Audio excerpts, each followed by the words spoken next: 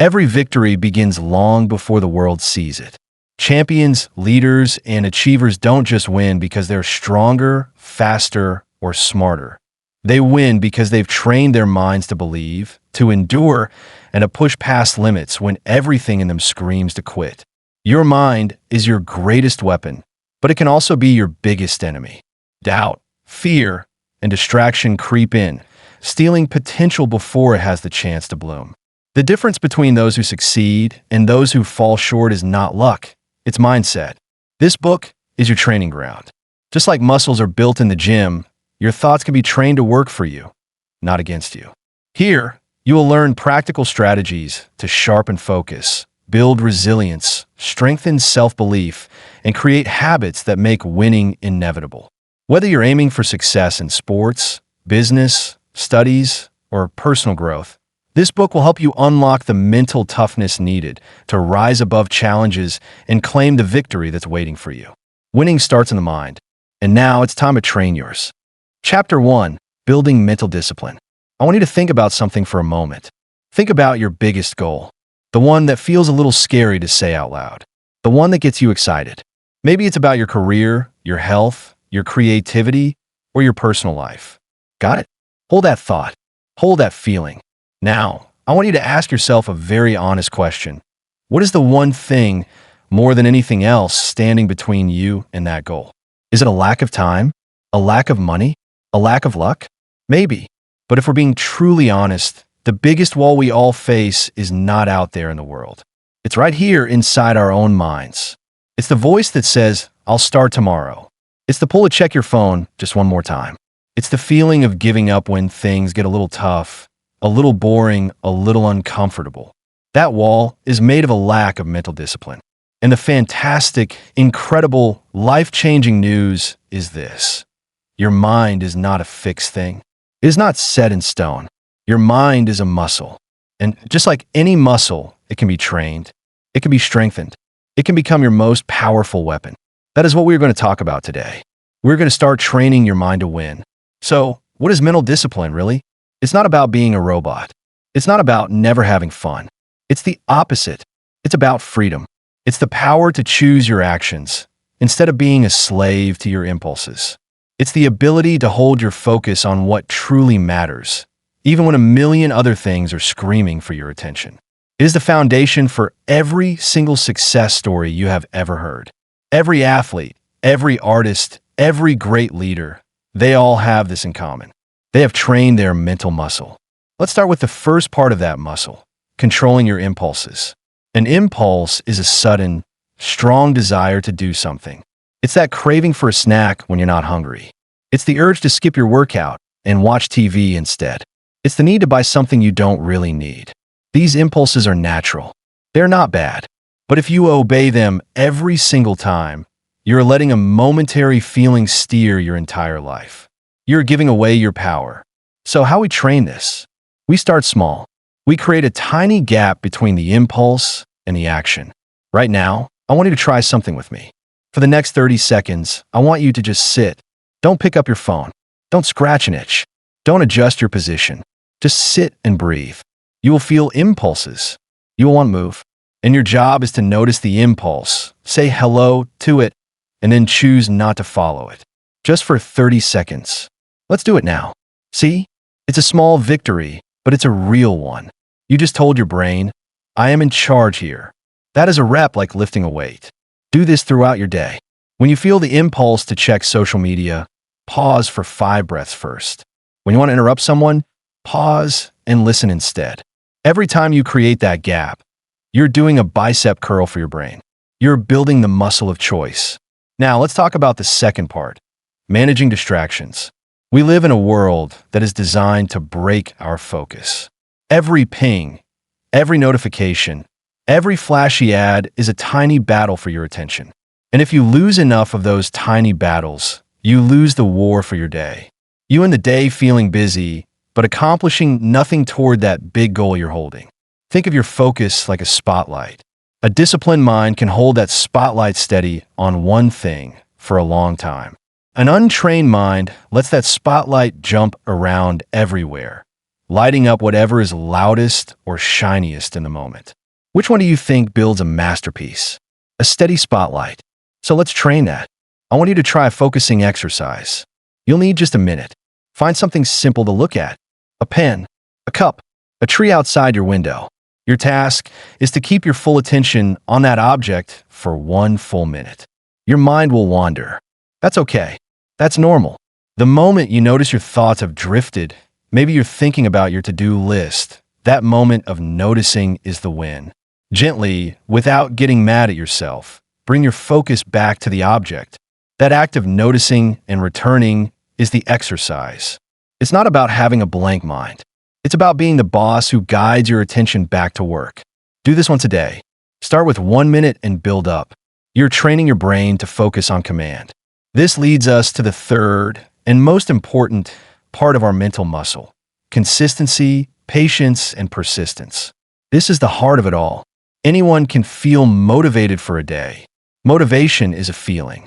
It comes and goes like the weather. But discipline is a decision. It is showing up even when you don't feel like it. It is doing one small, boring, important thing day after day after day. That is how mountains are moved. Not with one giant explosion, but with one small shovel of dirt at a time. Every great athlete knows this. They don't train only on the days they feel 100%. They train every day. They show up. They do the reps. They trust that the small, daily actions are adding up to something huge, even when they can't see it yet. You must adopt this mindset. Your goal will not be won in one grand, heroic effort. It will be won in the 5 minutes you spend on it today, and the 10 minutes tomorrow, and the 15 the day after that. It will be won by choosing the healthy meal when you want the junk food. It will be won by writing one paragraph when you have writer's block. It will be won by making one sales call when you're afraid of rejection. This is persistence. This is patience. This is trusting the process. So, your mission, starting right now, is to pick one tiny, microscopic action that moves you toward your big goal. I mean, really, really small. If your goal is to write a book, your action is to write one sentence. If your goal is to get fit, your action is to put on your workout shoes. If your goal is to learn a language, your action is to learn one word. Make it so small that it's impossible to say you don't have time. Your only job is to do that one tiny thing with your full focus every single day. No days off. By doing this, you're not just moving toward your goal. You are building the most important habit of all, the habit of showing up for yourself. You are proving to yourself that you are reliable. You are building self-trust. And that, my friend, is more valuable than any single achievement. You have everything you need already inside you. The power is not in waiting for the right moment. The power is in creating the right moment, right now, with your next small choice. You are the athlete, and your mind is your most important muscle. Train it with love, with patience, but with absolute consistency.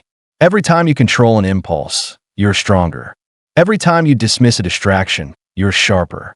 Every time you show up when you don't want to, you're building the unshakable mental discipline of a winner. This is your training ground. This is your day one. Go be your own champion. Let's get to work. Because here's the truth about that persistence we just talked about. It's not a loud, flashy energy. It's a quiet hum. It's the engine that keeps running even when the excitement of the starting line is a distant memory. You are now in the middle of the race. And this is where champions are truly made. Not in the first mile, but in the 10,000th step. This is where your mind will try to negotiate with you. It will present very logical, very convincing arguments for why you should stop. You're tired. This isn't working. One day off won't matter. This is the critical moment. This is the repetition in your workout. Do not listen to the negotiation. See it for what it is, your untrained mental muscle getting tired and wanting to quit. Your job is not to argue with that voice. Your job is to acknowledge it and then do the one small thing anyway. Think of yourself as a sculptor. Your big, beautiful goal is the masterpiece inside a giant block of stone. You cannot carve it all in one day. If you try to take huge, frantic swings with the hammer and chisel, you might actually break the stone. But if you show up every single day and tap, tap, tap, just a few precise, focused taps, then slowly, surely, the masterpiece begins to emerge. Those daily taps are your consistent actions. The patience to trust that the tapping is working, even when you can't see the shape yet. That is your mental discipline. And let's talk about those days when it feels impossible. The days when you feel like you've gone backwards. When you gave into the impulse, you got distracted, you skipped your one small thing. Listen to me carefully. This is not failure. This is data. This is perhaps the most important part of your training. An athlete who has a bad training day doesn't quit the sport. They learn from it. They ask, what made me tired? Was I not sleeping enough? Was my nutrition off? Did I not warm up properly? Then they adjust. They don't use it as proof that they're a failure. You must do the same. If you have a day where your discipline fails, don't use it as a reason to give up entirely. That's the biggest trick your mind plays on you. It says, well, you broke your diet by eating one cookie, so you might as well eat the whole box. No, that makes no sense. One missed workout does not erase all the previous workouts. One unproductive day does not cancel out all your progress. The truly disciplined mind is not rigid. It is resilient. It knows how to get back on track. The most important skill you can build is the skill of the fresh start. The ability to say, okay, that happened. It's over. My next decision is a new one, and I choose to make it a good one. Forgive yourself instantly and move on. Don't carry the guilt. It's just extra weight you don't need. Now, let's make this even more practical. Your environment is either your best teammate or your biggest opponent. You're trying to train your mind to focus, but if you're constantly surrounded by chaos and distractions, you're trying to lift a 100-pound weight on your first day. It's too hard. You need to set yourself up for success. Look around you. Right now, just glance at the space you're in. What is one thing in your immediate environment that makes it easy to get distracted? Is it your phone sitting right next to you? Is it a TV that's always on in the background? Is it a cluttered desk that makes it hard to think? Your willpower is a limited resource. Why waste it fighting against a distracting environment all day long? Use your discipline to design your environment first. Make the right choice the easy choice. If you want to focus on work, put your phone in another room for an hour. If you want to eat healthier, don't keep junk food in the house. If you want to read more, put a book on your pillow every morning. This isn't cheating. This is being smart. You are the architect of your life. Design your space to support your goals, not sabotage them. This is a powerful way to use your mental discipline proactively. Remember the big goal you held in your mind at the very beginning? I want you to bring it back. See it clearly. Now, I want you to understand that every single time you make a disciplined choice, every time you resist an impulse, every time you bring your focus back, every time you do your one small thing, you are not just moving toward that goal. You are casting a vote. You are casting a vote for the person who achieves that goal. You are telling yourself, I'm the kind of person who shows up. I'm the kind of person who follows through. I'm the kind of person who can be trusted with big dreams. At first, it might feel like you're just pretending. But vote after vote, day after day, those votes add up. And soon, you won't be pretending anymore. You will have become that person. Your self-image will have changed. You will know, deep in your bones, that you are disciplined. You are focused. You are persistent. And when you know that about yourself, everything changes. Challenges become smaller because you trust in your ability to handle them. Setbacks become temporary because you trust in your ability to bounce back. Your confidence will no longer be based on your feelings on a given day. It will be based on the unshakable proof of your own actions. You will have built a foundation of self-trust that nothing can break. This is the winning mind. It is not a gift. It is a build, and you are the builder. So take that next small step. Make that next focus choice. Cast that next vote for your future self. Keep chipping away at the stone. The masterpiece is already within you. Your discipline is simply the tool that reveals it to the world. You have this power. Now go and use it, one rep at a time. Let's talk about fuel. Every machine, every athlete needs the right fuel to perform. And your mind is no different. You cannot expect to have laser-like focus and iron willpower if you are running on empty. What does fuel for the mind look like? It is not just coffee or energy drinks. That is like putting low-grade fuel in a high-performance engine. It might run for a bit, but it will sputter and fail when you need it most. True mental fuel is three things: sleep, nutrition, and movement. Think of sleep as your nightly software update. It's when your brain consolidates memories, processes the day, and repairs itself. When you shortchange your sleep, you are starting the next day with a brain that is already handicapped. It will be harder to focus, easier to give in to impulses, and your emotions will be closer to the surface. Protecting your sleep is not a luxury. It is the most basic and fundamental act of mental discipline.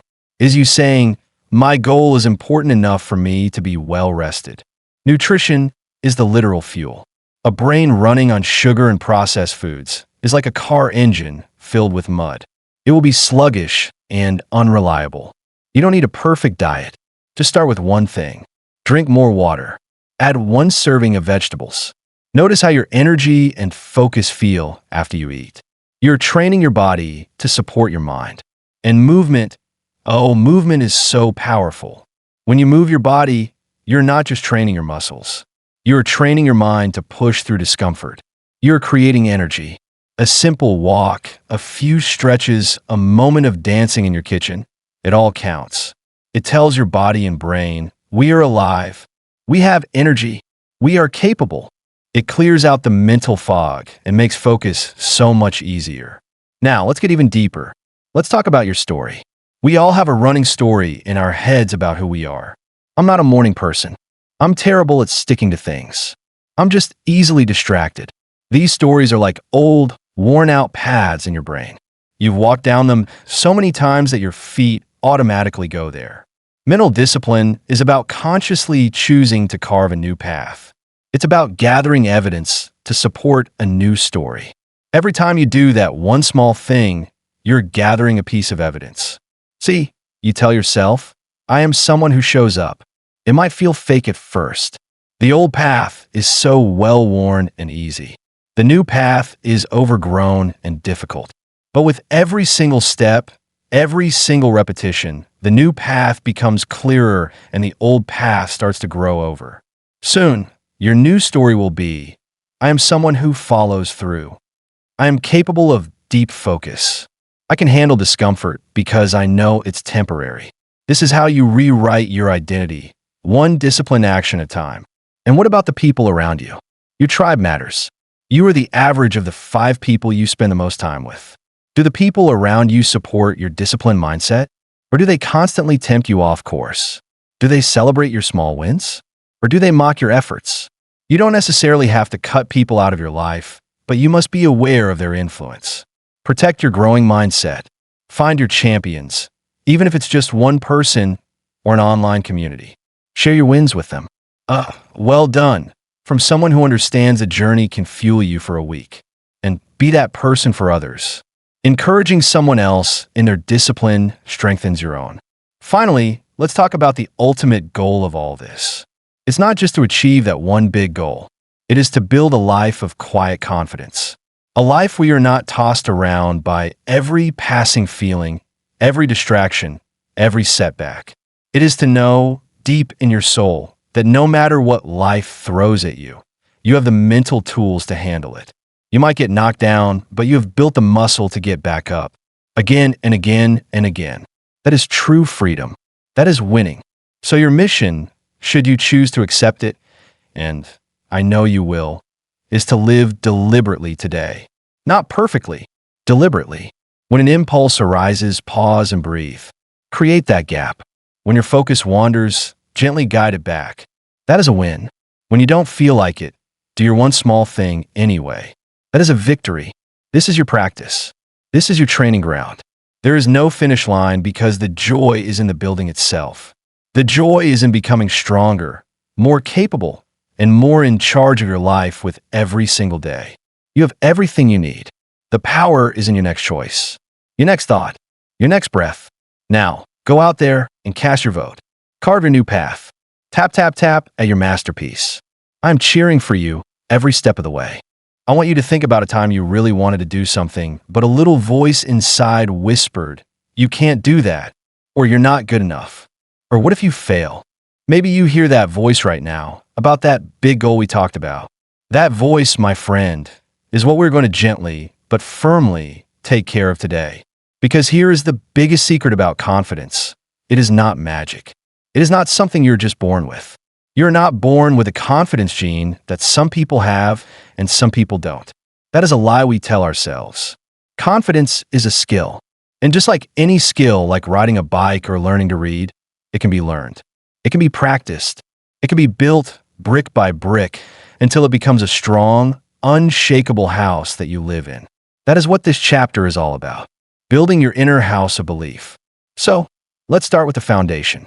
And the foundation is that voice in your head. We all have it. Psychologists call it self-talk. It's the never-ending stream of thoughts you have about yourself and your life. For many of us, without even realizing it, that voice is negative. It's a critic. It's quick to point out what's wrong and slow to celebrate what's right. But here is the most important thing you will learn today. You're not your thoughts. You're the one who hears the thoughts. You are the listener. And because you're the listener, you have the power to choose which thoughts to believe and which thoughts to gently let go. Think of your mind as a radio. Sometimes it's tuned to a station that plays nothing but criticism and fear. Your job is not to smash the radio. Your job is to notice the station is playing negative stuff and then very consciously change the channel. So how do we change the channel? We start by becoming aware. For the next few hours, I want you to just listen to your inner voice. Don't try to fight it. Don't get mad at it. Just notice it. Be a curious scientist. If you make a small mistake, what does the voice say? You're so stupid? Or does it say, okay, that happened. Let's learn from it. When you see someone successful, does the voice say, I'll never be that good? Or does it say, I can learn from them? Just notice. This is the first and most powerful step. You are shining a light on the negative talk, and often, that's all it takes to make it lose its power. Now, once you notice that negative thought, it's time to rewire it. It's time to talk back to that radio with kindness and strength. Let's try it right now. Think of a small, negative thought you sometimes have. Maybe it's I always procrastinate. Now, I want you to challenge that thought like a lawyer in a court of law. Is it really true that you always procrastinate? Always? Without exception? Or are there times, even small ones, when you start right away? Maybe you jump up to get a snack when you're hungry. You don't procrastinate on that. So the word always is a lie. It's an exaggeration. Now rewrite the thought. Make it true and helpful. Change, I always procrastinate, to sometimes I procrastinate, and sometimes I am very productive. My goal is to make the productive times happen more often. Feel the difference? The first thought drains your power. The new thought is honest and gives you a path forward. This is called cognitive reframing. It's not about lying to yourself. It's about telling yourself the whole truth, not just the negative part. Practice this. Every time you hear that critical voice, pause. Ask, is this 100% true? Is it helpful? Then rewrite it. Change, I'm terrible at this, to I'm new at this, and I'm improving with practice. Change, I'm going to fail, to I'm going to do my best, and that is always enough. This is how you rewire your brain. One new, kinder thought at a time. Now, let's talk about building trust. How do you trust someone else? You trust them when they do what they say they will do, right? If a friend constantly promises to call and never does, you stop trusting them. It's the same with yourself. If you constantly break promises to yourself, I'll start tomorrow, I'll just skip this one time, you stop trusting yourself. You learn to believe that you won't follow through. So the way to build unshakable self-belief is to become a trustworthy friend to yourself. You do this by keeping the promises you make to yourself. And we start incredibly small. This is the most important part. Do not, I repeat, do not start by promising yourself you'll run a marathon tomorrow if you've never run before. That's setting yourself up to break a promise. Start so small it seems silly. Promise yourself you will drink 1 glass of water as soon as you wake up, and then do it. Promise yourself you will make your bed, and then do it. Promise yourself you will walk for just 5 minutes, and then do it. Why does this work? Because every time you do what you said you would do, you are sending a message to the deepest part of your brain. I can be relied on. My word means something. I am trustworthy. These small victories are deposits in your bank of self-belief. At first, the balance is low, but with every single kept promise, no matter how tiny, the balance grows. And soon, you have a huge savings account of belief to draw from when times get hard. You will start to think, well, I said I would walk for 5 minutes every day, and I did it for a month. So if I can do that, I can probably walk for 10 minutes. That belief then grows. I finished that small project I was avoiding. So maybe I can tackle that bigger one. Your confidence expands because you have proof. You have evidence that you are a person who gets things done. Celebrate these tiny wins. So often, we only celebrate the huge victories, the finished project, the big goal reached. But life is made of tiny moments. When you drink that water, give yourself a mental high five. Yes, I did it. When you choose a healthy snack, say good for me. This isn't silly. This is programming your brain to associate positive feelings with positive actions. You're teaching yourself that following through feels good. So, your mission from this day forward is to become your own best friend. Talk to yourself with the same kindness and encouragement you would offer to your closest friend who is trying their best. Keep the tiny promises you make to yourself. Collect your small victories like precious gems. They're the proof that builds your belief. You have to become the #1 believer in yourself. Not because of a magic trick, but because of the evidence you create every single day through your actions. Your belief is built not on wishes, but on the solid ground of promises kept and challenges met. That voice of doubt may never fully go away, but it will become quieter. And your voice, the voice of your belief, will become louder and stronger until it is the only voice that matters. It will be the voice that says, I can figure this out. I have what it takes. I may not know how to do it yet, but I will learn. That is the voice of a winner. And it is your voice. You just have to learn to turn up the volume. You're capable of more than you know. Trust the process. Trust your growing strength. And most of all, start trusting yourself. One small, kept promise at a time. Go out there and collect your evidence. I believe in you. Now it's time for you to believe in you too. Let's get to work. Let's get practical. Let's talk about how you actually build this proof, this evidence, day in and day out. It starts with what I call the promise log. This isn't a massive journal or a complicated system. It could be a notes app on your phone, a small notebook by your bed, a whiteboard on your fridge. Its only job is to hold your tiny promises and your tiny victories. Every evening, I want you to write down just one, small promise for the next day. It must be so small that it would be almost impossible to fail. It should take less than 5 minutes. Here are some examples. I will put on my workout shoes as soon as I get out of bed. I will read 1 page of my book. I will drink a big glass of water before my coffee. I will write 1 sentence for my project. I will take 3 deep breaths before I check my phone in the morning. Do you see how these are not scary? They're almost laughably easy. That is the entire point. You are not training for the task. You are training for the trust. You are building the muscle of keeping a promise to yourself. Then, the next day, you do it. And the moment you do it, you go to your promise log and you put a big, satisfying check mark next to it. You write done.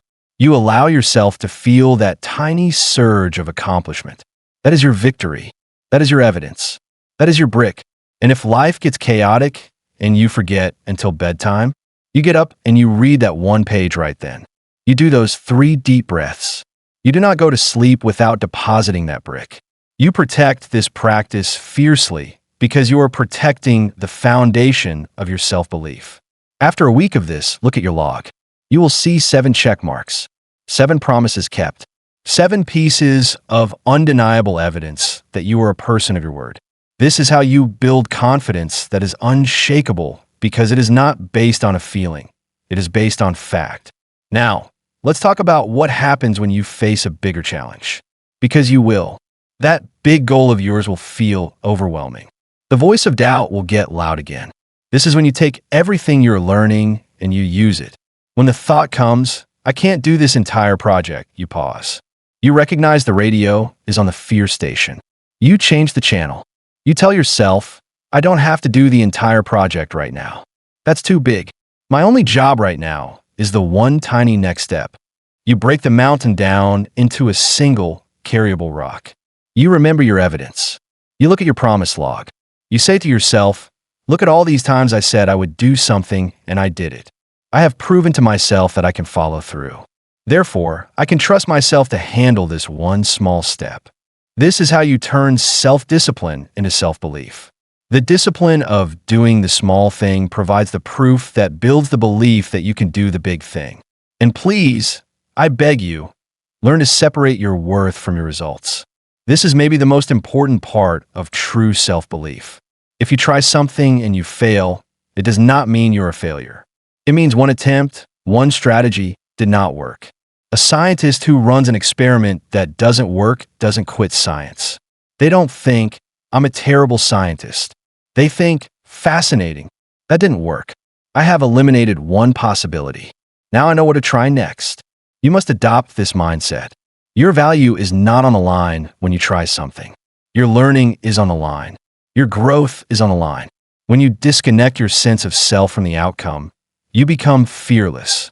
You are willing to try bigger things because even if the outcome isn't what you hoped, you know you will have learned something valuable and you will still be whole, worthy, and capable. This is the ultimate confidence. The confidence to try, to fail, to learn, and to try again. This is the confidence that changes lives. So, my friend, your journey is clear. It is not a journey of dramatic, overnight transformation. It is a journey of gentle, consistent, daily building. Listen to your voice. Challenge the lies. Rewrite the story with kindness and truth. Make tiny promises. Keep them without fail. Collect your proof.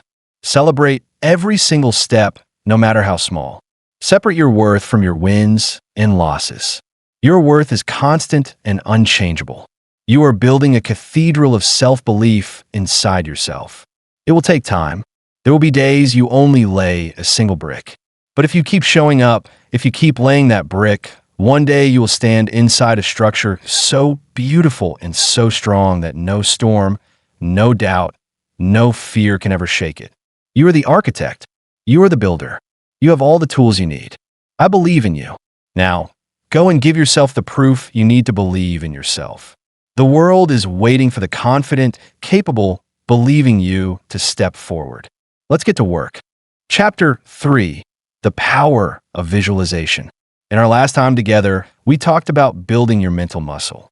We talked about discipline, focus, and showing up every single day to do the work. That is the absolute foundation. That is the hard, gritty training on the field. It is essential.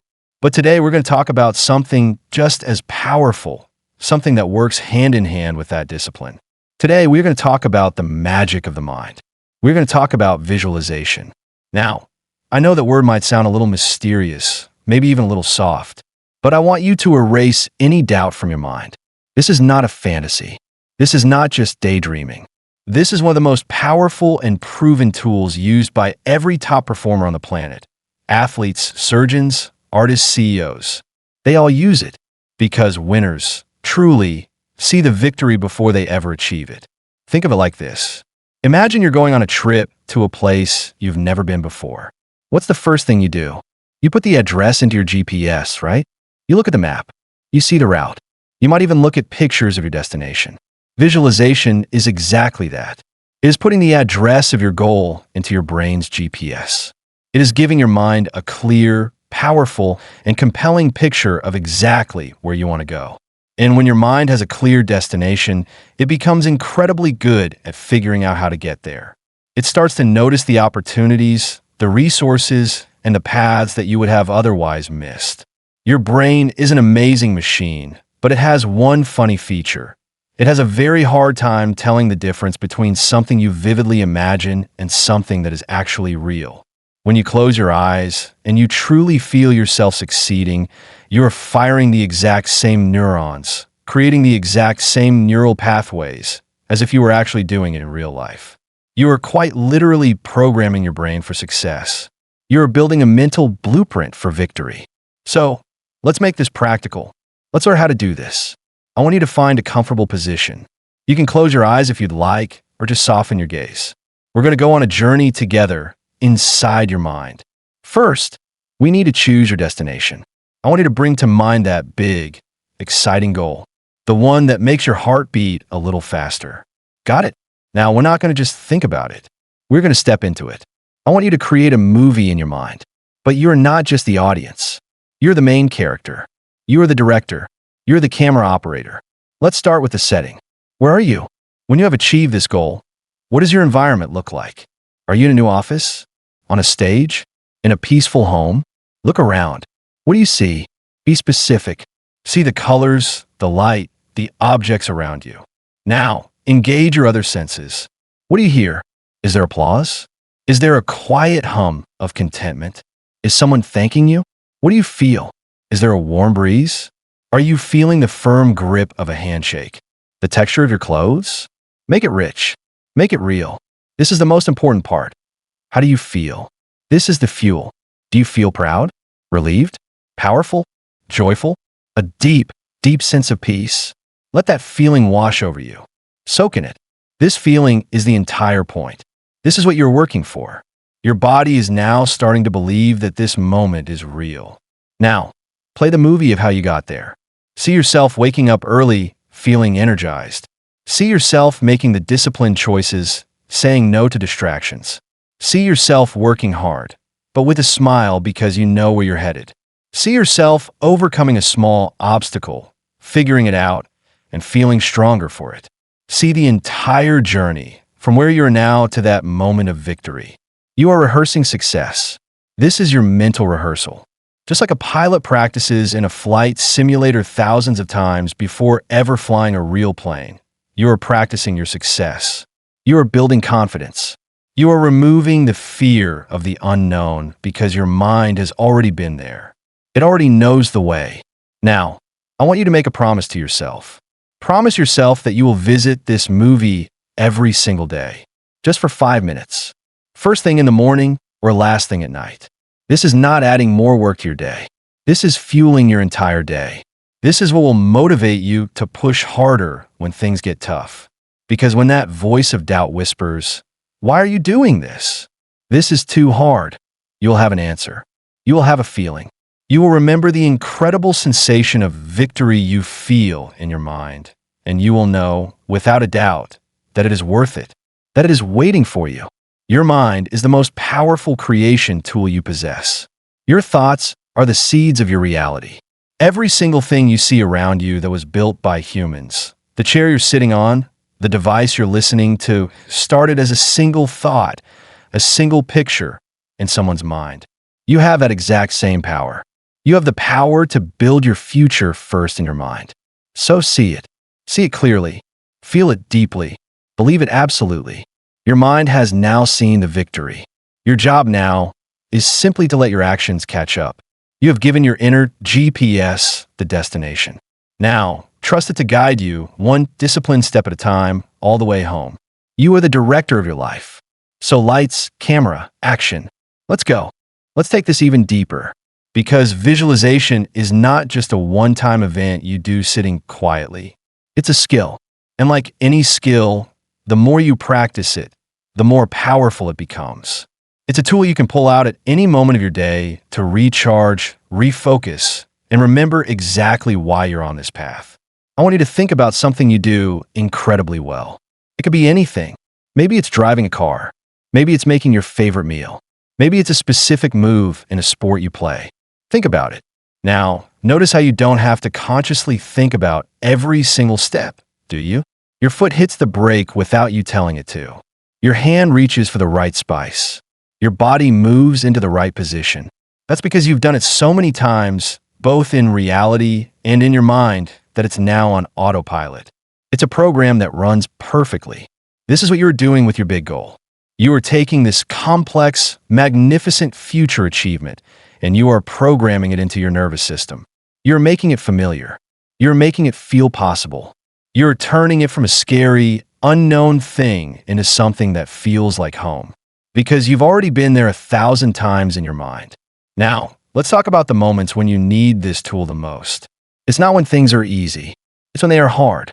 It's when you face a challenge that seems too big. This is when you must actively use your visualization, not as an escape, but as a weapon. When doubt creeps in, close your eyes for just 30 seconds. I don't care if you're in a bathroom stall or sitting in your car. Take that half a minute, and I want you to vividly recall the feeling of your movie. That feeling of pride, of joy, of accomplishment. Let flood your system. Let push out the doubt. You are not denying the challenge. You are reminding yourself of the power you have to overcome it. You are connecting to the version of you who has already succeeded. You are borrowing confidence from your future self. And this is crucial. Visualize the process, not just the outcome. See yourself doing the work. See yourself enjoying the work. See yourself solving the problems. This is how you build belief. If you only see yourself holding the trophy, but you never see yourself doing the training, your mind will call it fantasy.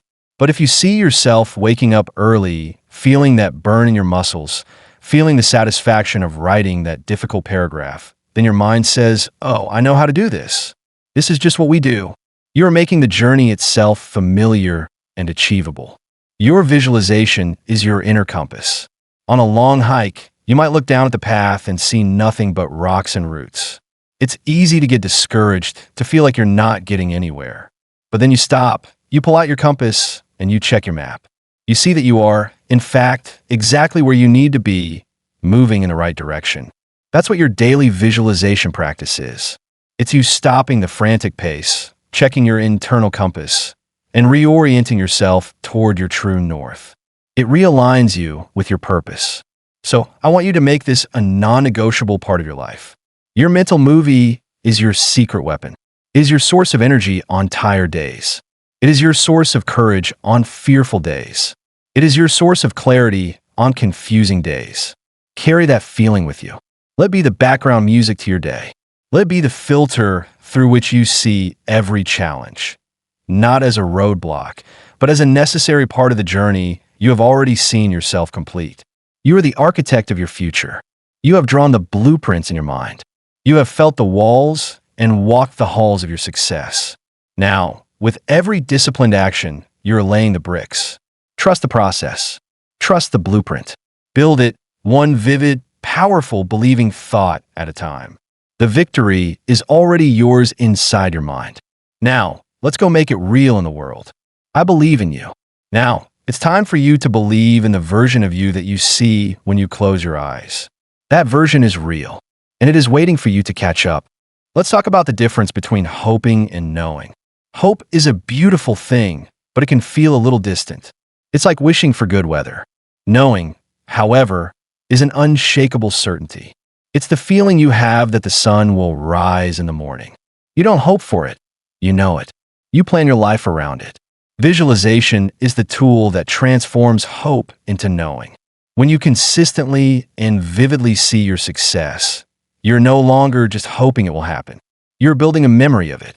You're creating a reference point in your mind that is so real, so detailed, so emotionally powerful that it becomes a fact of your future. Your subconscious mind, the part of you that controls your habits, your beliefs, and your automatic reactions, accepts this mental movie as a real memory of something that has already occurred. It then goes to work, almost like magic, aligning your actions, your choices, and your opportunities to make the outer world match your inner world. This is why it's so important to feel the emotions. Don't just see the pictures. You must feel the pride. You must feel the joy. You must feel the relief. You must feel the strength. Emotion is the language of the subconscious mind. Emotion is the energy that charges the entire process. A picture without feeling is just a daydream. A picture with feeling is a blueprint your entire being will work to build. Now, I want to guide you through a slightly deeper practice. We're going to add a new layer to your mental movie. Find that comfortable space again. Close your eyes. Bring up your scene of victory. See it, hear it, feel it. Now, I want you to zoom out. See yourself in that scene, achieving that goal. Now, see yourself from behind your own eyes. This is the first-person perspective. You are the star of the movie. Now, I want you to shift. See yourself as if you're a camera in the corner of the room, watching yourself succeed. See the smile on your face. See the confidence in your posture. See the respect in the eyes of people around you. This is the third-person perspective. Now, go back to the first-person view. Feel the feelings from inside your own body. Switch back and forth. This dual perspective solidifies the experience. It makes it more real, more objective, and more powerful. Next, I want you to add a soundtrack. What is the music playing in this scene of your victory? Is it something triumphant and powerful? Is it something peaceful and serene? Music connects directly to our emotional core. Assign a song to your success. You can even listen to that song while you visualize, and then listen to it during your day to instantly reconnect with that powerful, knowing feeling. Your mental rehearsal should also include obstacles. This is a game changer. See yourself encountering a problem. See yourself feeling frustrated or challenged for a moment. But then, see yourself pausing, taking a breath, and figuring it out.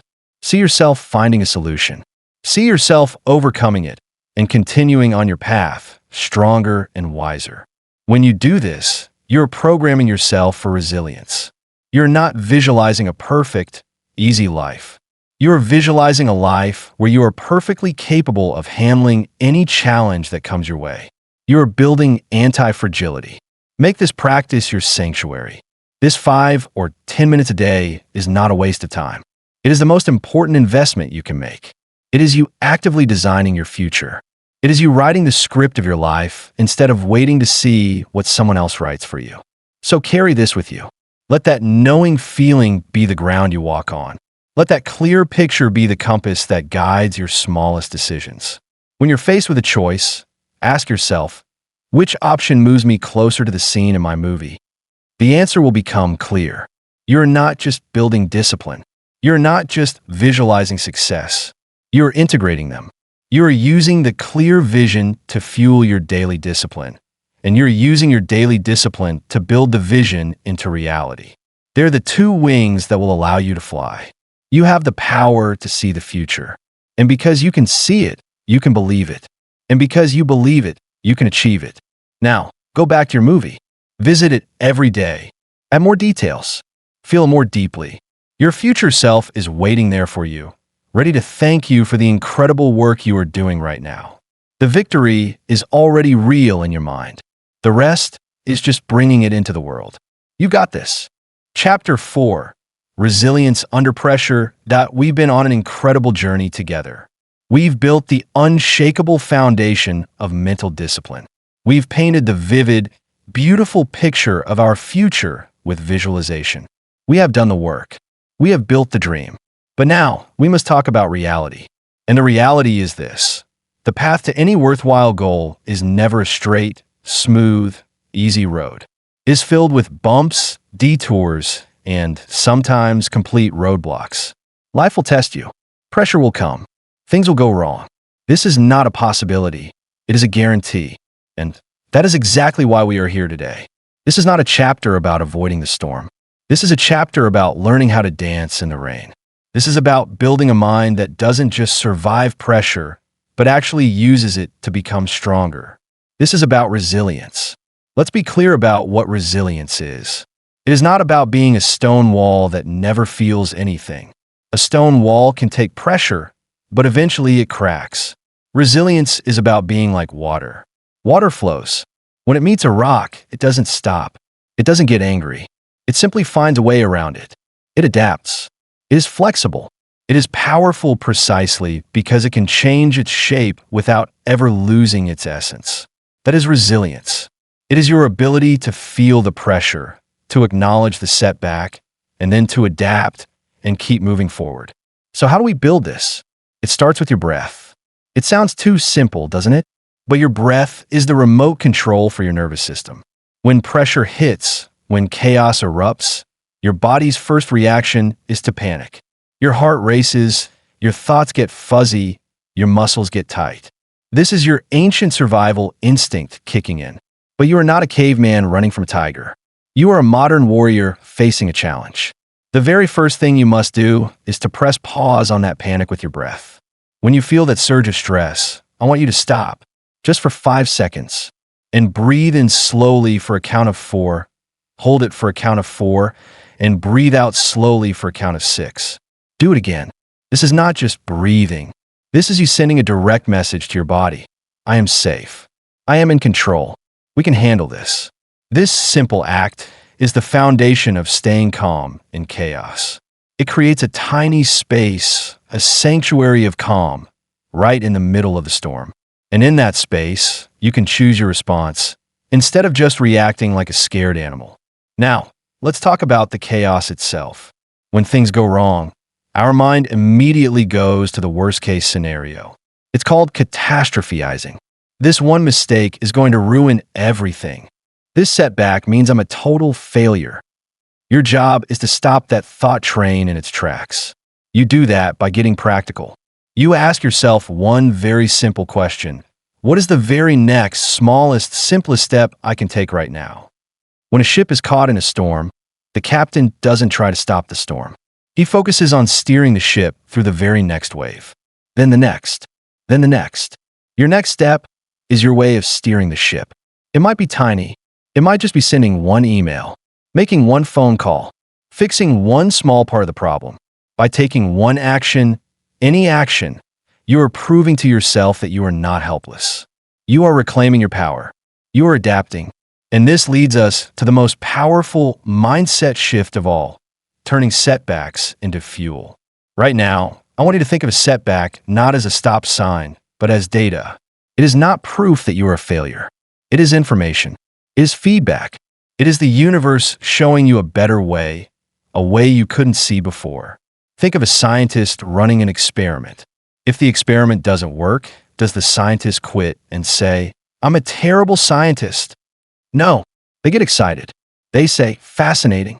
That didn't work. Now I know what to try next." Your life is your laboratory. Every setback is a result. It is telling you something. Your job is to get curious, not furious. Ask yourself, what can I learn from this? How can this make me smarter? How can this make me stronger? What is this trying to teach me? When you do this, you're no longer a victim of your circumstances. You're a student of them. You are gathering fuel.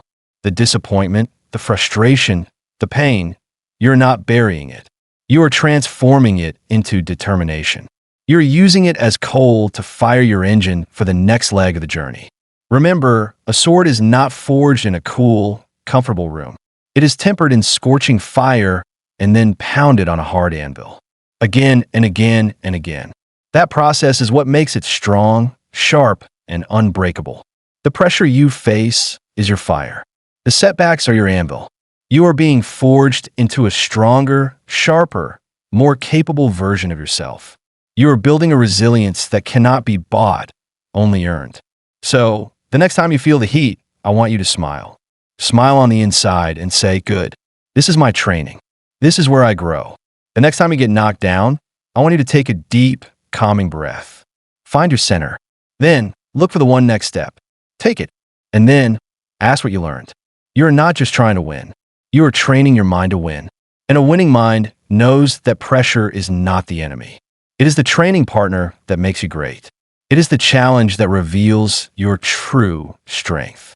You have everything you need inside you right now to face any storm, to navigate any chaos, to overcome any setback. Trust your breath. Trust your next step. Trust your ability to learn and adapt. You are water. You are flexible. You are powerful. You are resilient. Now, go out there and show the world what you're made of. Let's get even more practical. Let's talk about what to do in the moment, when the pressure is so intense it feels like it's crushing you. When the setback is so big it takes your breath away. This is where your training kicks in. This is where you separate yourself from everyone else. I want you to create a mental bunker. This is a place in your mind you can go to instantly when the world feels like it's falling apart. It's built from your breath, from a mantra, and from a memory. We've talked about the breath. That's your foundation. The mantra is a short, powerful phrase you say to yourself. It should be something that instantly centers you and reminds you of who you are. It could be something like, "I am calm and in control. This too shall pass. One step at a time. I'm built for this." Your mantra is your mental weapon. You say it to yourself with conviction, and it cuts through the noise of the panic. The third part of your bunker is a memory. I want you to think back on your life. Think of a time when you faced something difficult and you got through it. It doesn't have to be a huge thing. Maybe it was a tough exam you studied for. Maybe it was a hard conversation you had to have. Remember how you felt beforehand, nervous, scared, and then remember how you felt afterwards, proud, relieved, stronger. That memory is proof, is concrete evidence that you have faced difficulty before and you have survived. You have a 100% success rate of getting through hard days. That memory is your anchor. In the middle of a new storm, you can grab onto that anchor and know without a doubt that you will get through this one too. Now, let's talk about your perspective.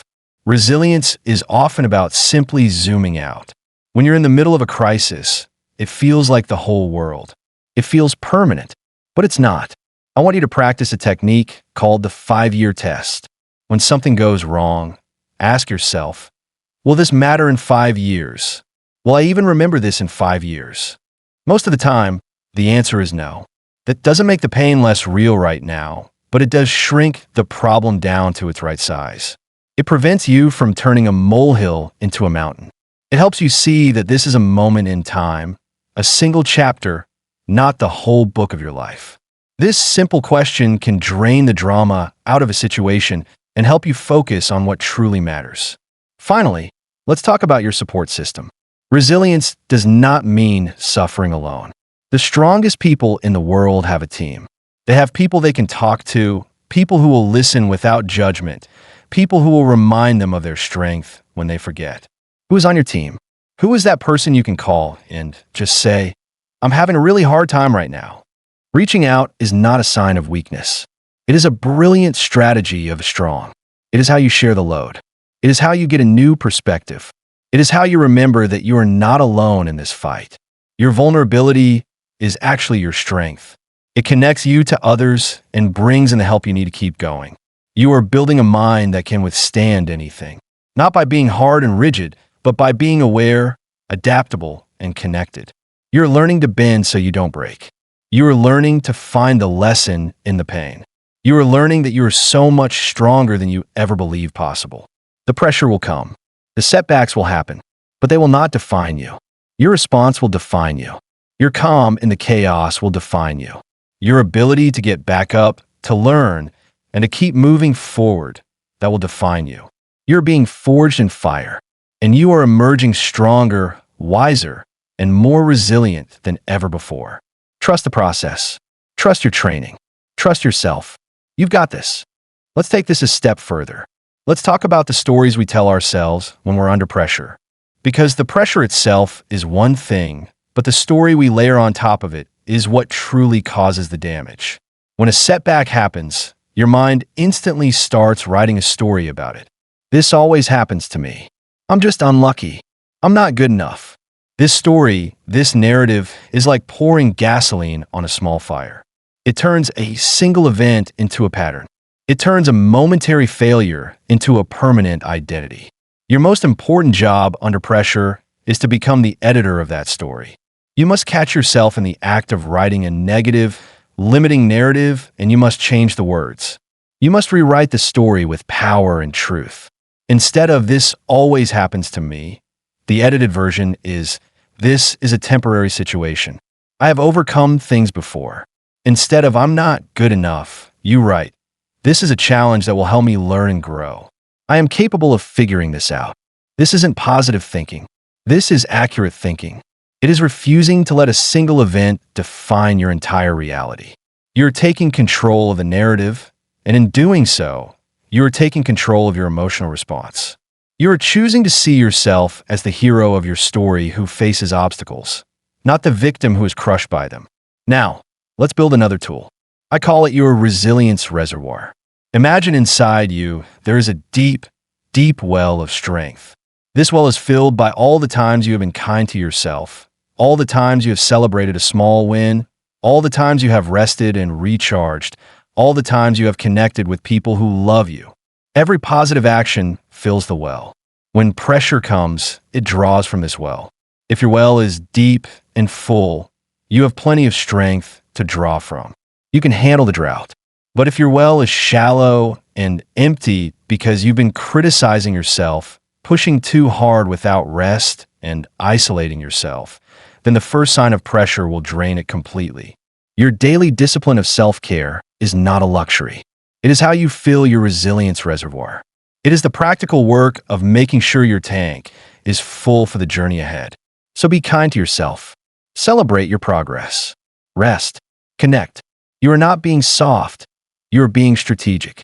You are building your reserves for the challenges you know will come. Remember, resilience is not a single grand gesture.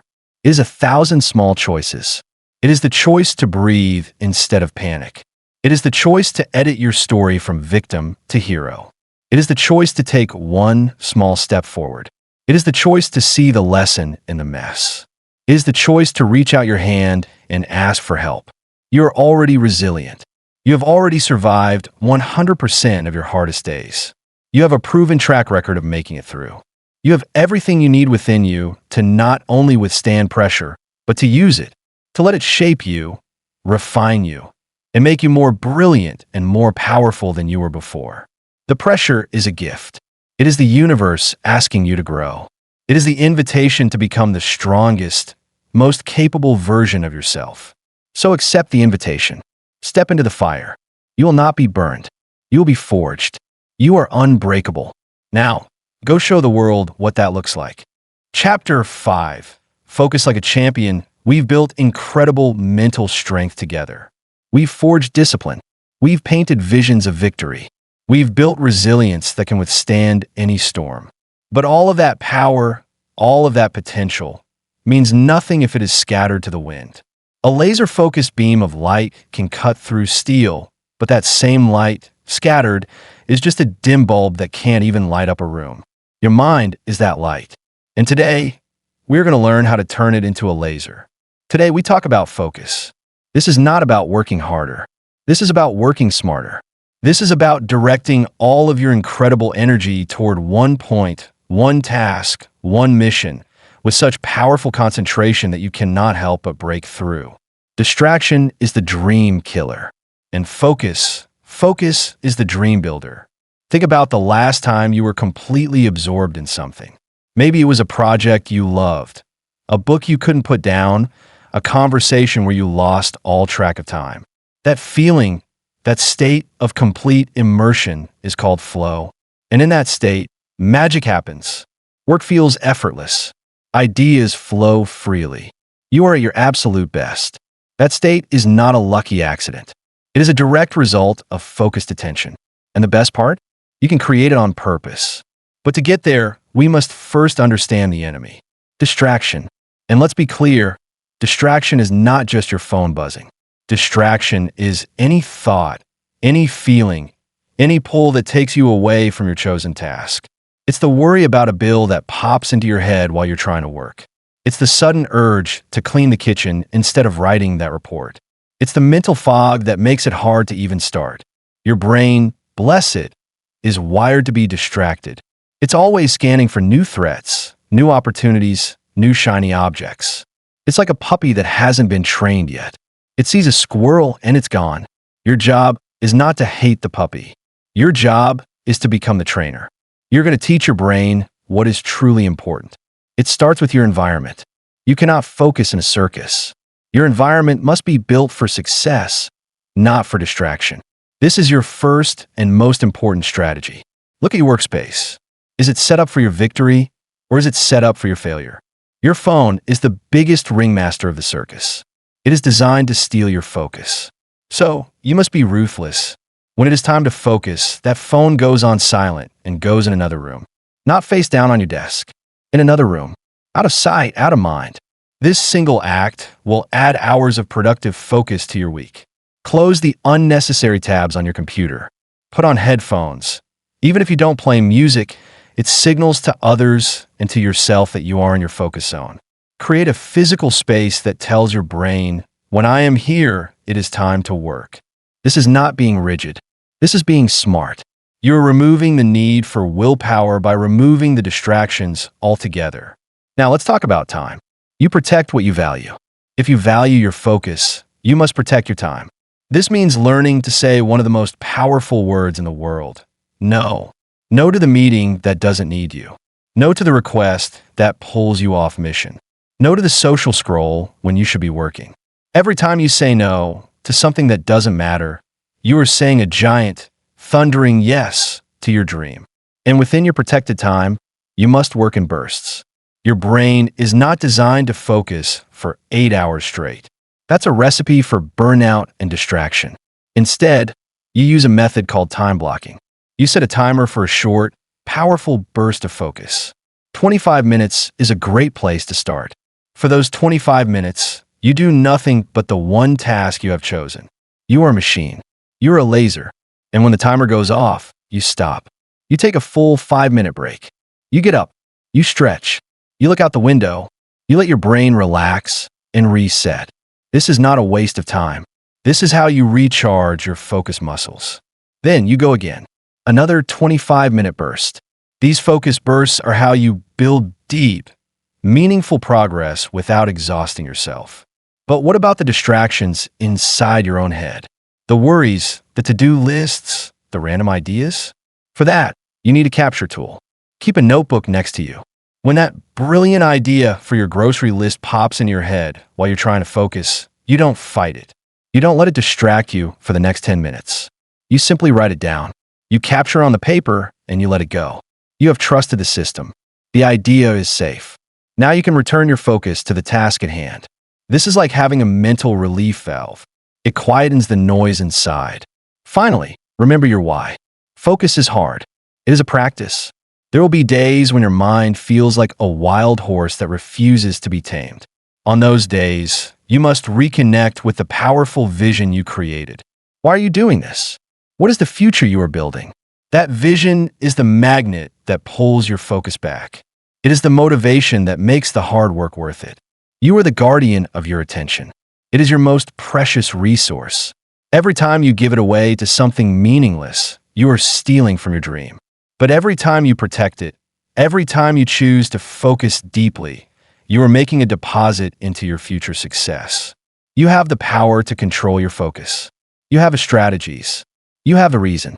Now, it is time to practice. Start small. Protect just 30 minutes today. Create your focus zone. Put your phone away. Set your timer. And become a laser. The world is filled with noise. But champions are not made in the noise.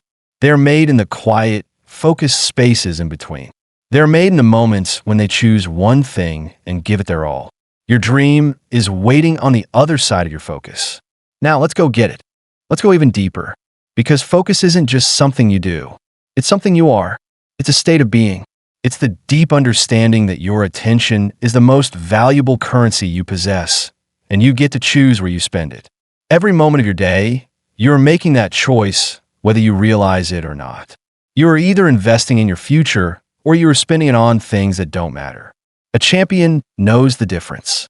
I want you to think of your focus like a muscle. We talked about this at the very beginning. You wouldn't walk into a gym and try to lift the heaviest weight on your first day. You'd start small. You'd do reps. You'd gradually increase the weight. It's the exact same with your focus. If you try to focus for 4 hours straight on your first day of training, you will fail. You will get frustrated and you will quit. That's like trying to lift 300 pounds on your first day. So be kind to yourself. Start with what you can manage. If 25 minutes feels too long, start with 10. If 10 feels too long, start with 5. The length of time doesn't matter. What matters is the quality of your focus during that time. 5 minutes of truly deep, uninterrupted concentration is more powerful than 2 hours of half-hearted, distracted effort. Every single time you successfully complete a focus session, you have done a rep. You have strengthened that muscle. You have sent a signal to your brain. This is important. We are building this capability. And just like a physical muscle, it will get stronger. What feels difficult today will feel easy next month. You will be able to hold your focus for longer and with more intensity. You are building your mental bench press. Now, let's talk about the biggest internal enemy of focus: boredom. The mind crazes novelty. It will often prefer a new, unimportant distraction over an important but familiar task. This is when you must become the leader. You must remind your mind why this task, even though it might feel boring, is critical to the bigger picture. When you feel that pull of boredom, that urge to check your email for the 10th time, I want you to pause. Take one breath and reconnect to the feeling of your visualization. Remember the victory. Remember the pride. See that clear picture. Then ask yourself this powerful question: what is one small next step I can take right now to move toward that vision? Boredom is often just a mask for confusion or a lack of immediate excitement. By breaking the task down into a tiny, concrete, doable next step, you give your brain a clear instruction. You replace the vague feeling of "this is boring" with the specific action of "I will do this." Action is the antidote to boredom. Momentum is the cure for distraction. Your ability to focus is also a gift you give to others. When you are with someone, be truly with them. Put your phone away. Look them in the eye. Listen to understand, not just to reply. This is a profound act of respect and connection, and it trains your focus muscle in a different but equally important way. You're teaching your brain to be fully present in the moment, wherever you are, whatever you are doing. You are the sculptor of your time and the guardian of your attention. You are on a mission to build something extraordinary, and that requires single-minded focus. It requires saying no to the good so you can say yes to the great. It requires protecting your time like the precious treasure it is. The world will never stop trying to distract you. The notifications will never stop coming. The demands will never cease. That is why this skill is so precious. That is why it truly separates the champions from the crowd. You have the power to choose your focus. You have the strategies to protect it. You have a vision that makes it worthwhile. Now, go build your focus zone. Set your timer. Do your reps. Strengthen that muscle. Your future self, the focused, victorious champion you are becoming, is waiting. And they're so proud of you for doing this work today. Let's talk about the rhythm of focus. True, deep concentration is not a marathon you run without stopping. It has a natural rhythm to it, an ebb and flow, just like the ocean. There are times for intense, powerful focus, and there are times for rest, for allowing your mind to wander and make new connections. A champion knows this rhythm and respects it. They don't fight against their natural energy. They work with it. Think of your day not as one long block of time, but as a series of seasons. There are seasons for sowing, those focused bursts of hard work where you plant the seeds of your future. And there are seasons for harvesting, those moments when you step back and enjoy the results, when you rest and recharge for the next planting. If you try to harvest all the time, you will exhaust the soil. If you try to plant all the time, you will never enjoy the fruits of your labor. Your focus sessions are your seasons of sowing. They are intense and purposeful, but you must also schedule your seasons of rest. This is not laziness. This is strategy. This is how you ensure that when it is time to focus, you have the mental and emotional energy to give it your absolute best. When you are rested, your focus is sharper, your decisions are clearer, and your work is of a higher quality. Forcing yourself to work when you're mentally exhausted is like trying to cut down a tree with a dull axe. You might eventually do it, but it will take you 10 times longer and wear you out completely. Rest is how you sharpen your axe. Now, let's talk about the connection between your physical body and your mental focus. Your brain is an organ. It runs on oxygen and nutrients from your blood. If your body is sluggish, your brain will be sluggish. If you are dehydrated, your focus will drift. If you're slouching in your chair, your breathing is shallow, and you are literally starving your brain of the oxygen it needs to concentrate. So, you must care for your body to empower your mind. Sit up straight. Take deep breaths throughout your focus session. Stand up and stretch during your breaks. Get the blood flowing. Drink a glass of water. These are not distractions from your work. They are investments in your ability to do your work well. Your body and mind are not separate. They are one integrated system. You cannot have a champion-level focus with a neglected body. Finally, I want you to think about the legacy of your focus. Every time you choose to focus on what truly matters, you are not just checking a task off a list. You are building a legacy of integrity. You are proving to yourself that your word matters. You said you were going to work on this important goal, and you did. You are building self-trust. And there is no more powerful foundation for success than knowing, deep in your soul, that you can trust yourself to do what you say you will do. This is how you build an unshakable identity. You're no longer someone who tries to focus. You are a focused person. It is who you are. It is how you operate. The distractions will still come. The phone will buzz. The email will ping. The tempting thought will arise. but they will have less and less power over you because they're trying to tempt someone who no longer exists. They're trying to tempt the old, distracted you. The new you, the focused champion, simply smiles, acknowledges the distraction, and gently, firmly, returns home to the task at hand. You are building something magnificent, and it is built one focused moment at a time. Protect those moments. Cherish them. They are the bricks and mortar of your future success. Now, take a deep breath. Feel the power of your own attention. Feel the ability you have to direct it, to point it like a laser beam at what is most important. The world needs your focused contribution. Your dream demands it. Now go claim it. One focused breath, one focused thought, one focused action at a time. You've got this. Chapter 6, Emotional Control. We have built an incredible foundation. We have the discipline of a warrior, the vision of a champion, the resilience of a mighty oak tree, the focus of a laser beam. But there is one force, one powerful internal energy that can threaten to undermine it all if we are not prepared. That force is our emotions. Anger that boils over and makes us say things we regret. Fear that paralyzes us and keeps us from taking that first step. Stress that clouds our thinking and makes everything feel impossible. Doubt that whispers poisonous lies in our ear in the middle of the night. These emotions are not your enemies, but left untrained, they can feel like a wild horse, bucking and kicking, dragging you wherever it wants to go, completely out of your control. This chapter is not about killing that horse. It is about learning how to saddle it. It is about learning how to ride it. It is about mastering your emotions so that they empower you rather than control you. Because that anger, it contains incredible energy and passion. That fear, it is trying to protect you. That stress, it is a signal that something matters. That doubt, it is asking you to prepare. Your emotions are not the problem.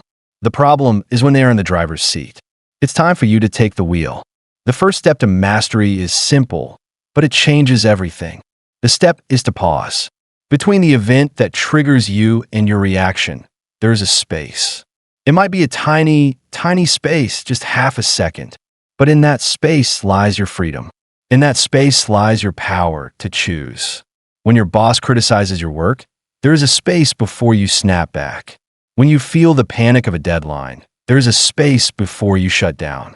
When doubt creeps in, there is a space before you believe it. Your job is to find that space and widen it. How do you do that? You use your anchor, your breath. When you feel a powerful, negative emotion surge through you, your first and most important job is to stop. Just stop and take one deep breath, in through your nose and out through your mouth. This is not just breathing. This is you hitting the pause button on the entire world. This is you stopping the wild horse in its tracks. This one breath creates the space for you to choose your response. Now, in that space, you must name it. You must call the emotion out. Say it to yourself, silently or out loud. This is anger. This is fear. This is stress. This is doubt. Why is this so powerful? Because it creates separation. Right now, you might say, I am angry. That makes you and the anger the same thing. It controls you. But when you say, I am feeling anger, or this is anger, you are creating distance. You are the sky, and the emotion is just weather passing through. You are not the storm. You are the one watching the storm. By naming it, you take away its power to hide in the shadows and control you. You bring it into the light where you can deal with it. Now, with the emotion named and sitting in front of you, you can get curious. You can ask it a question. This might sound strange, but stay with me. Ask the emotion, what are you here to teach me? Anger is often a signal that a boundary has been crossed. What boundary do you need to set? Fear is often a signal that you are about to do something important, and your primitive brain is trying to keep you safe by keeping you small. What courage do you need to find?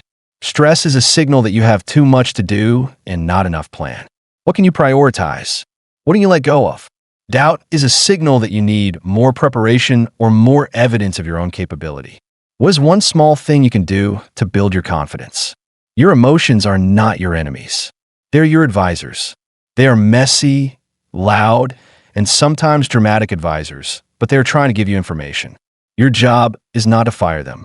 Your job is to learn their language and listen to the message behind the noise. Finally, you must choose your response. You're no longer reacting. You are responding. Because you paused, because you named it, because you got curious, you are now back in control. You can now choose what to do with the energy of that emotion. You can take the energy of your anger and channel it into a passionate but respectful conversation. You can take the energy of your fear and use it to prepare meticulously, turning anxiety into action. You can take the energy of your stress and use it to make a clear plan and delegate tasks. You can take the energy of your doubt and use it to review your past successes, reminding yourself of how capable you truly are. You are the master of your inner world. You are the one who decides what meaning to give to every event, to every emotion. No one can make you feel anything without your permission. You get to choose. This is the final piece of the winning mind. A mind that can feel everything, the anger, the fear, the stress, the doubt, but is not ruled by any of it. A mind that can use all of that powerful emotional energy as fuel for its journey. You're not a robot. You are a human being with a beautiful, powerful, emotional heart. Your emotions are a gift. They're your fuel. Today, you learn to become the driver. So the next time you feel that surge, smile on the inside. Thank your emotion for its message. Then take a breath, name it, get curious, and choose your powerful response. You are the master of your emotions. You are in control. Now, go out there and use that incredible energy to build the life you deserve. Let's take this even further. Let's talk about what to do when the emotion is so strong it feels like it's swallowing you whole. When that pause feels impossible because the wave of feeling is just too big. This is where we move from theory into practice. This is where we build your emotional toolkit. I want you to think of your body as a radio receiver for emotions. They don't just happen in your mind. They happen in your body. Anger might be a hot, tight feeling in your chest. Fear might be a cold knot in your stomach. Stress might be tense shoulders and a clenched jaw. Your body is giving you signals long before your mind has processed the feeling. So, the first step is to become a detective of your own body. Several times a day, just stop for 10 seconds and scan yourself. Start at your toes and move up to the top of your head. Just notice, is there tension anywhere? Is there discomfort? A flutter? A knot? Just notice it without judgment. This practice builds your emotional awareness. You start to catch the emotion when it's still a small physical signal, a tiny wave, before it becomes a tsunami. This gives you even more time to use your pause. Now let's give that energy somewhere to go. A strong emotion is pure energy. If you try to just sit on it and suppress it, it will leak out in ugly ways, through sarcasm, through snapping at someone you love, through self-sabotage. You must release the energy physically in a healthy way. If you feel anger or intense frustration, don't just sit there. Excuse yourself for a moment. Go somewhere private and clench your fists as tight as you can for 5 seconds, then release. Do it again, or press your palms together as hard as you can. This safely releases the muscular tension. Go for a brisk walk or run. The motion helps metabolize the stress hormones. If you feel anxiety or fear, its energy is often scattered and frantic. You need to ground it. Place your feet flat on the floor and imagine roots growing from your feet down into the center of the earth. Feel the solid, stable ground beneath you. Take slow, deep breaths that fill your belly, not just your chest. This tells your nervous system, I am safe. I am here. I am grounded. You're not getting rid of the emotion. You're simply channeling its raw energy out of your body so that you can then listen to its message with a clear head. Next, let's talk about your environment. Just like we created a focus zone, we can create an emotional calming zone. This is a go-to place, either physically or mentally, that you can retreat to when emotions run high. It could be a comfortable chair in a corner with a soft blanket.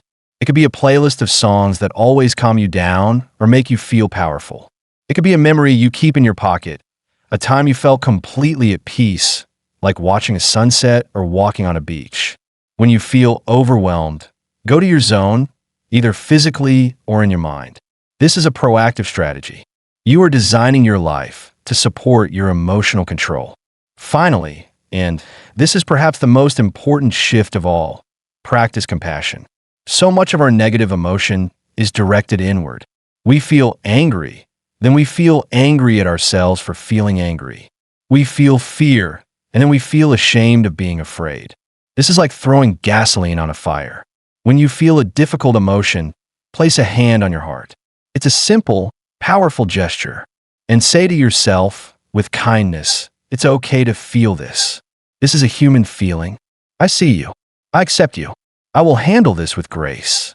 You're not weak for feeling. You are human. And by accepting the feeling, you actually loosen its grip on you. The resistance to the emotion is often what causes the most pain. You are on a journey to become the CEO of your inner world. The emotions are your department heads. They are all valuable. They all have important information. But you're the one in charge. You listen to their reports, you consider their advice, and then you make the final strategic decision. You are building a mind that can feel everything without being overthrown by anything. A mind that can harness the incredible power of your emotions and use it to build, to create, to connect, and to win. This is the ultimate integration. This is the final piece. You're not a robot. You are a powerful, emotional, magnificent human being. And now, you have the tools to use all of it, every single feeling, as fuel for your greatness. Now go forth and feel, and choose, and win. We have journeyed far together. We've built a mind of discipline, vision, resilience, focus, and mastery over our emotions. We have built the most powerful engine imaginable. But an engine, no matter how powerful, is useless without a direction, without a system to keep it running smoothly day after day. That system is your habits. This is where the rubber meets the road. This is where your dreams get built, not in one giant leap, but in the small, daily, almost invisible actions you repeat over and over again. Success is not a single event. It is a habit. It is the direct result of what you do consistently. You will not rise to the level of your goals. You will fall to the level of your systems. And your systems are your habits. Think about it. Your life today is essentially the sum of your habits. What you repeatedly do, what you eat, how you move, what you think about, how you work. It's all habit. The good news is that means your future is not left to chance. Your future is being built by the habits you choose to practice today. You're the architect. You're the builder. And today, we're going to learn how to design a life of victory, one single brick at a time. Now, a habit is not some mysterious, magical thing. It is a simple, neurological loop that your brain creates to save energy. It has three parts: the cue, the routine, and the reward. The cue is the trigger. It's the time of day, a feeling, a location, something someone says. It's the signal that tells your brain to go on autopilot. The routine is the behavior itself, the thing you do automatically. Checking your phone, eating a snack, hitting the snooze button. The reward is the feeling the behavior gives you. A hit of dopamine, a sense of relief, a distraction from boredom. Your brain learns this loop: cue dash routine dash reward. And the more you do it, the deeper the groove becomes, like a path worn through a field. Soon, you don't even think about it. You just do it. To change a habit, you don't need willpower. You need strategy. You need to hack the loop. You can't just erase a bad habit. You have to replace it. You identify the cue and the reward, and you simply change the routine in the middle. For example, the cue might be feeling stressed at 3 p.m. The old routine is to eat a cookie. The reward is a temporary feeling of comfort. You don't fight the cue or the reward. You just change the routine. When you feel that stress, the cue, your new routine is to stand up, stretch, and drink a big glass of cold water. You still get a reward, a break, a refreshing feeling. You have satisfied the same craving, but in a way that serves you instead of hurts you. This is how you rewire your brain for success. So, let's build a powerful new habit. We start incredibly small. So small it seems ridiculous. So small you cannot possibly say no. If you want to build a habit of reading, don't try to read for an hour. Commit to reading one paragraph. 1. If you want to build a habit of exercise, don't plan a 45-minute gym session. Commit to putting on your workout shoes. That's it. Why? Because the goal is not to read a book or get a workout. The goal is to build a habit. The goal is to prove to yourself that you are the kind of person who does this thing. When you do that one tiny thing, you win. You feel successful. You build momentum. And success breeds success. That one paragraph often turns into a page. Those workout shoes often lead to a 10-minute walk. You're not focusing on the outcome. You're focusing on building your identity. You are becoming a reader. You are becoming someone who exercises. The results will come automatically because that is who you are now. Next, you stack your habits. You take a habit you already do every single day without fail, like brushing your teeth or pouring your morning coffee, and you stack your new, tiny habit right on top of it. After I pour my coffee, I will read one paragraph. The existing habit is the perfect cue for your new one. It's like giving your new habit a piggyback ride on an already strong habit. Your environment is your greatest ally. Make the good habits easy and the bad habits hard. Want to eat healthier? Put a bowl of fruit on the counter. Want to watch less TV? Take the batteries out of the remote and put them in another room. Want to read more? Put a book on your pillow every morning. You are not relying on willpower. You are designing your world to make success the easiest, most obvious choice. And you must track it. Get a calendar. Put on your wall. Every day that you do your tiny new habit, you put a big, satisfying X on that day. Your job is not to be perfect. Your job is not to break the chain. Don't break the chain. This visual proof of your consistency is incredibly motivating. It turns an abstract goal into a concrete game that you are winning every single day. You are sculpting your life. Every single day, with every single small action, you are taking another chip off the stone. You are revealing the masterpiece within. It doesn't matter how small the chip is. What matters is that you are consistently chipping away. You're not just building habits. You're building a new you. You are building a person who is disciplined without thinking about it. A person who is healthy without struggling. A person who is productive without force. A person whose daily life automatically aligns with their biggest dreams. This is the final piece of the puzzle. This is how you make winning automatic. This is how you ensure that all the mental strength you've built has a direct path to manifest in your real world. Your future is built in the small moments. In the choice to read that one page, to drink that glass of water, to take those 5 deep breaths, to make that one phone call. You are the architect of your destiny. And today, you lay another brick. So what is your one tiny habit? What is the one small thing you will do today to become the person you are meant to be? Choose it, do it, celebrate it, and then tomorrow do again. You are building a life of victory, one habit at a time. Now let's go lay that brick. Let's get even more practical. Let's talk about the moments when the habit doesn't stick. When you miss a day, when the chain breaks.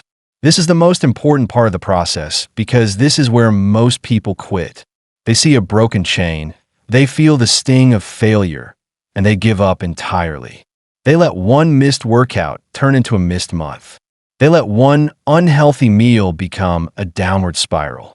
You must see this moment for what it truly is, not a failure, but a test. It is the most critical test of your new mindset. This is where you separate the old you from the new champion you are becoming. The old you saw a mistake as proof. Proof that you weren't good enough, that you didn't have what it takes. The new you sees a mistake as data. Pure, simple, neutral information. It is not good or bad. It is just feedback. So, you miss a day, you break the chain. The very next thing you do is the most important decision you will make. Do you listen to the voice of the old you that says, well, I've ruined it now. I might as well quit. Or do you listen to the voice of the champion that says, interesting. I wonder what happened. Let's learn from this and start again right now. You must practice self-compassion.